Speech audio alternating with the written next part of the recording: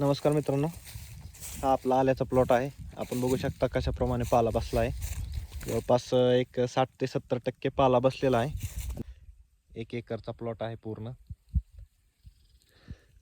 आणि आपण याला खोडवा ठेवण्याचं नियोजन करणार आहे.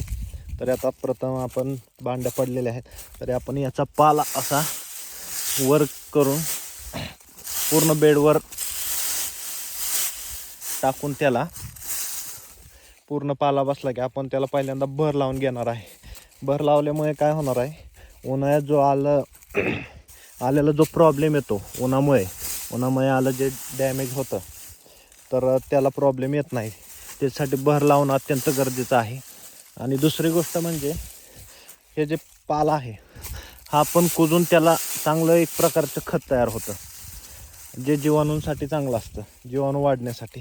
कारण जीवाणू हे काडी कचऱ्यावरच जगत असतात, त्याच्यामुळे या पाल्याचं पण चांगलं खत होतं.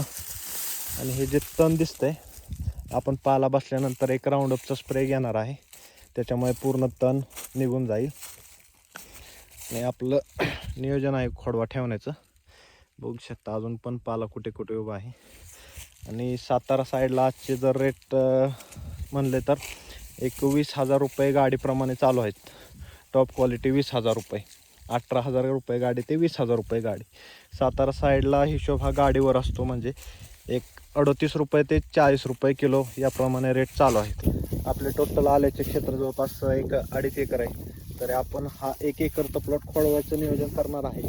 आणि तो जो प्लॉट आहे तो बियाण्याच्या वेळेस काय रेट राहतील त्या अनुषंगाने आपण त्याची विक्री करणार आहे, जेणेकरून की त्यातून आपण जो सगळे टोटल 2.5 एकर क्षेत्राला जो खर्च केलेला आहे तो सगळा निघून काय आपले पैसे राहतील तेवढे आपले बाजूला पडतील.